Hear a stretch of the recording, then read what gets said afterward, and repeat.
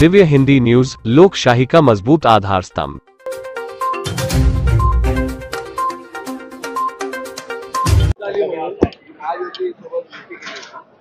ही जर संधी आता पुन्हा महाविकास किंवा महायुतीने दिली तर नाही, म्हणजे कसं झालं की आपण युती म्हणजे पक्षाला मान्यता मिळण्यासाठी ज्या जागा लढायला पाहिजे होत्या त्या आमची प्रदेश कमिटी म्हणत होती आणि मी त्यावेळेस त्यांना म्हटलं एक जागा मिळते, विजय होत असेल तर आपण गेलं पाहिजे, या दृष्टीने माझी चुकी झाली म्हणून त्यांना म्हटलं। परंतु राजकारणामध्ये काही गोष्टी अपर्याय कराव्या लागतात, जी मनात इच्छा नसती देखील तरी कराव्या लागतात आणि ती पॉलिटिकल ॲडजस्टमेंट करावीच लागते आणि तेवढा शून्यपणा पाहिजे। महायुती असो किंवा महाविकास आघाडी असो तो शून्यपणा केलेला आहे। आगामी निवडणूक आपण लढणार आहोत। आता आबानी लोक आमच्या राज्याच्या अध्यक्षांनी सांगितलंय आम्हाला, आम्ही 228 तयारी करतोय, तर आम्ही त्यांना सांगितलं पार्लमेंटरी कमिटीला आमच्या, तुम्ही लढा, तुम्हाला शुभेच्छा येतात। मी स्वतः आमदार केला नाही। बहिणीला आमदारकी मिळाली, मात्र तुम्हाला राज्यसभा मिळणार होती असं तुम्ही वक्तव्य पण केलं होतं, तुम्ही त्या संदर्भात नाराज आहे का? बिलकुल नाही नाराज।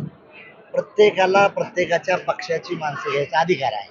ज्यांनी ज्यांनी आयुष्यभर 30-40 वर्ष पक्षात काम केलं असतं, डेडिकेशन, डिव्होशन आणि डिटर्मिनेशन, त्यांना संधी देतात। आपण कुणावर नाराज होऊ नये।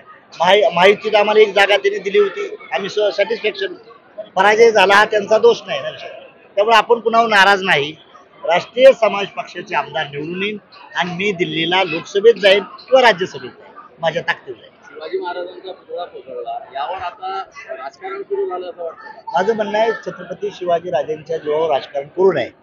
ठीक आहे, काही टेक्निकल मिस्टेक झाले असेल, बांधा चूक झाली तर चूक झालेली आहे, परंतु त्यात लय राजकारण करण्याच्या भानगडीत पडू नये या मताचा राष्ट्रीय समाज पक्ष, महायुती असो किंवा महाविकास आघाडी असो, कुणाच्याच उद्या आमचं जर सरकार आलं काय झालं तर आम्ही काय करणार? त्यामुळे दॅट इज द ॲक्सिडेंटल केस आहे। छत्रपती शिवाजीराजाबद्दल असं झालं नाही पाहिजे, पण इथून राज्य सरकारनं काळजी घेतली पाहिजे। कुणाचंही महापुरुषाचं पुत्र बरोबर बसवताना त्याचं वेल कन्स्ट्रक्टिव्ह काम झालं पाहिजे या मताची राष्ट्रीय। बिलकुल नाही, तिसरी बिसरी काही नाही।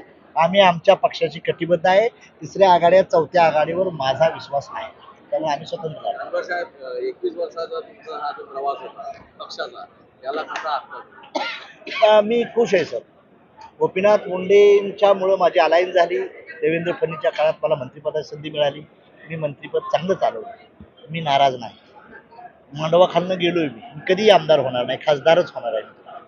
कारण मला दिल्लीमध्ये राजा बसतो, मुंबईमध्ये सुभेदार बसतो, मला सुभेदार व्हायचं नाही, मला राजा व्हायचं आणि त्या दृष्टीने मी प्रयत्न करतो। त्यामुळं 21 वर्षाच्या काळामध्ये आता बघितलं असेल तुम्ही, 23 राज्यामध्ये माझा पक्ष गेला आहे, 4 राज्यामध्ये मला टेक्निकली मान्यता मिळाली, त्यामुळे मी खुश आहे।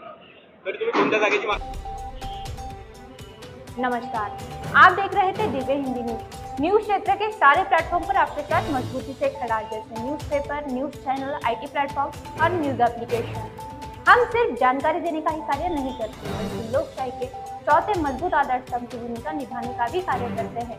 देश दुनिया से आने वाली सभी ब्रेकिंग न्यूज से अपडेट रहने के लिए आज ही दिव्य हिंदी न्यूज के इस चैनल को यूट्यूब पर सब्सक्राइब करें और बेल आइकन क्लिक करना ना भूलें। हमारे साथ बने रहे। दिव्य हिंदी न्यूज आपके परिवार को रखे जागरूक और आपको